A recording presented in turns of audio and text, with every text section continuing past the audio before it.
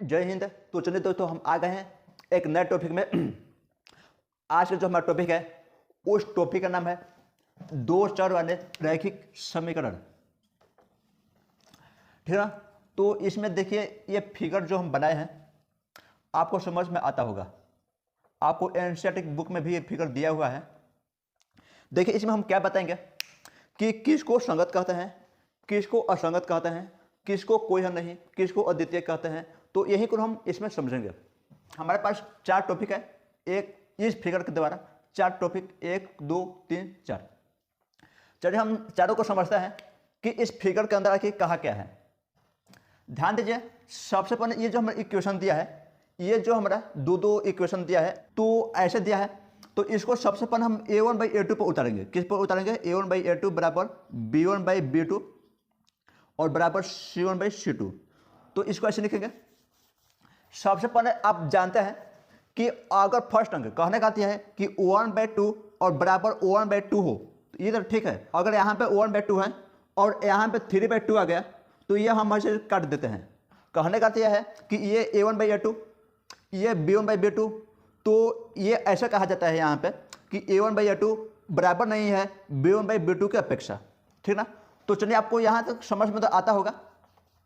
देखिए, इसको हम क्या करेंगे, ध्यान दीजिए, हम यहाँ पर क्या करेंगे, इस इक्वेशन को a1/a2 और b1/b2 के सहायता से हम इसको लिखेंगे। यहाँ पर ध्यान दीजिए, x और y यहाँ से हट जाती है, आपको जानकारी होगी। तो यहाँ पर लिखेंगे 1/3 बराबर और -2/4 है ना। तो -2/4 ये कटेगी, ये 1 ये 2, तो वास्तव में क्या हो जाएगा 1/3 और बराबर -1/2।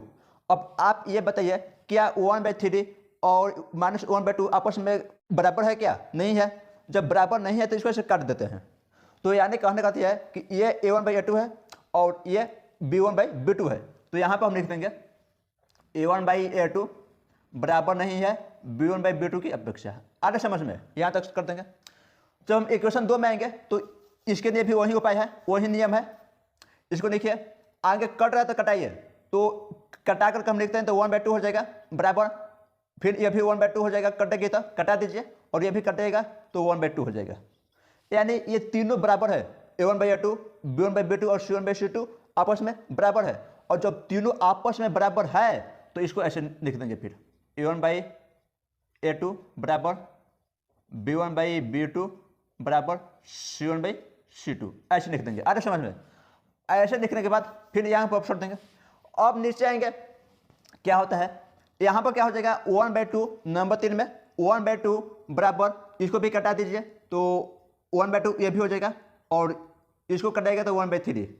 ध्यान दीजिए, a1/a2 और b1/b2 आपस में क्या है, बराबर है, लेकिन 1/2 और 1/3 आपस में बराबर नहीं है।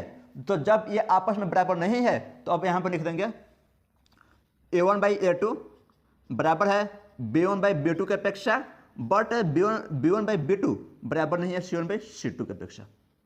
यहाँ तक समझ में आ रही है? क्या यहाँ पर लिखा गया है a1/a2 बराबर नहीं है b1/b2 की अपेक्षा। जब ऐसा फिगर दे दे तो उसका 4 नाम होती है। कौन कौन सा नाम होता है? एक हद इसी को कहते हैं, अद्वितीय इसी को कहते हैं, संगत इसी को कहते हैं। आ रहा समझ में ना। चौथा नाम है अविरोधी। ये 4 नाम में है।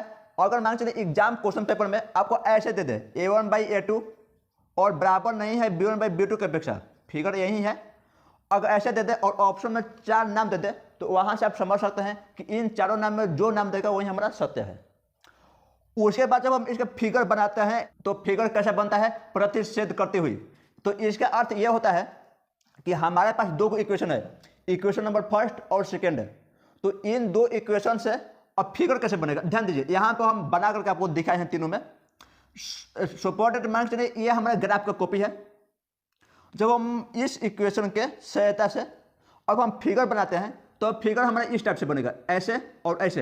यानी ये दोनों रेखा, यानी ये जो 2 इक्वेशन है तो ये 2 इक्वेशन कहीं ना कहीं कट करेगी, आपस में दोनों कट करके आर पर होगी ये दोनों इक्वेशन। तब जाकर के हम कहते हैं एक हद, अद्वितीय, संगत, अविरोधी। आर समझ में लो। और इसी फिगर को नाम दिया गया है प्रतिच्छेद। ठीक है। चलिए, नंबर 2 में आता है, अगर तीनों बराबर हो, तीनों क्या हो, आपस में बराबर हो, यानी a1/a2 बराबर हो b1/b2 और ये भी बराबर c1/c2 की अपेक्षा। तीनों आपस में बराबर हो तो इसको क्या कहेंगे? अनेखन संगत। देखिए संगत दो को होता है, एक इसमें भी होता है, एक इसमें भी होता है। ध्यान दीजिएगा, ये इसी टॉपिक में बहुत बच्चे फंसते हैं। तो संगत दोनों में होता है, इसमें भी होता है और इसमें भी होता है, ठीक ना। उसके बाद में आता है आश्रित, उसके बाद आता है संपाति। तो संपाति का अर्थ क्या होता है हम बता दे रहे हैं अभी। सबसे पहले इन तीन को आप समझिए। अगर ऐसा आपके पास इक्वेशन, अगर ऐसा क्वेश्चन आ जाता है क्वेश्चन पेपर में, तीनों बराबर है, तो उसका तीन नाम है, अनेखन, संगत और आश्रित, ठीक है। आगे आता है संपाति। संपाति का अर्थ होता है दो इक्वेशन जो हमारे पास है, दो इक्वेशन जो हमारे पास है, तो दोनों इक्वेशन एक के ऊपर एक है। क्या है? एक के ऊपर एक है। जैसे मैं मान लीजिए यहाँ पर हम फिगर बना करके आपको दिखाएं, ग्राफ के सहायता से आपको समझाएं, तो यहाँ भी बताए हैं और यहाँ भी अगर आपको हम समझाएं तो देखिए दो इक्वेशन है हमारे पास, एक इक्वेशन ये है और एक इक्वेशन ये है। तो दोनों इक्वेशन एक दूसरे पर रहेगी। कहाँ रहेगी? एक दूसरे के ऊपर, ये और ये ऐसे ही कटेगी। अगर आप इसका इक्वेशन से आप ग्राफ बनाते हैं तो आपका ग्राफ इस टाइप से बनेगा, ठीक ना। आगे आ गया a1/a2 बराबर हो b1/b2 और b1/b2 बराबर नहीं हो c1/c2 की अपेक्षा। तो यानी ये कट कर दिया है, यानी ये दोनों पार्ट आपस में बराबर नहीं है, ये दोनों पार्ट है, यही ना। जब ऐसा फिगर आ जाएगा तो उसको क्या कहते हैं? कोई हद नहीं, उसका कोई हद नहीं है। और उसके बाद उसको कहते हैं असंगत है। देखिए इन दोनों को संगत कहे हैं और इसको असंगत है। आया समझ में? उसके बाद विरोधी, ये क्या है? विरोधी भी करता है। उसके बाद फिगर कैसे बनेगा? तो समांतर फिगर बनेगी। अगर इसको हम आपको एक ग्राफ के सहायता से आपको हम बताएं, ध्यान दीजिए। समांतर का अर्थ क्या होता है? दो हमारे पास है इक्वेशन, एक इक्वेशन ये है और नंबर 2 इक्वेशन ये है। तो इसका अर्थ ये होता है कि दोनों के बीच में जैसे मान लीजिए स्टार्टिंग यहाँ से हुआ, तो यहाँ से जब स्टार्टिंग हुआ तो यहाँ से यहाँ तक का दूरी अगर हमारे पास है, तो जहाँ अंत करेगा यहाँ का भी दूरी हमारे पास होना चाहिए। यानी शुरू से लेकर बीच तक दोनों के बीच के गैपिंग जो है वो बराबर होना चाहिए। जो बराबर होगा तो उसको हम समांतर कहते हैं, ठीक है। तो वही फिगर यहाँ पे बना करके आपको दिखाया गया है और वही फिगर हम बाहर भी बना करके आपको दिखा दे रहे, ऐसे बनेगा। यानी दोनों के बीच का जो ये गैपिंग है बराबर होना चाहिए शुरू से अंत तक के, ठीक ना। तो उसको हम कहते हैं समांतर। चलिए आपको यहाँ तक समझ में आ गया होगा। तो आज के लिए इतना ही। और यही क्वेश्चन जो है तो आपको 1 नंबर 2 नंबर में पूछ देती है, ठीक ना। तो इसलिए इसको हम बता दिया है ताकि आपको यहाँ से डाउट ना हो तो किसको क्या कहते हैं। बस इसका इतना ही नाम है। और आप फिगर को देखिए और फिगर को देख करके नाम को थोड़ा सा समझिए कि किसको क्या कहते हैं, ठीक ना। तो वहां से आपको एग्जैक्ट समझ में आ जाएगा। तो चलिए आज के लिए इतना ही। अब हम मिलेंगे एक और नए वीडियो में एक और नए टॉपिक के साथ। तब तक के लिए जय हिंद, जय भारत, वंदे मातरम।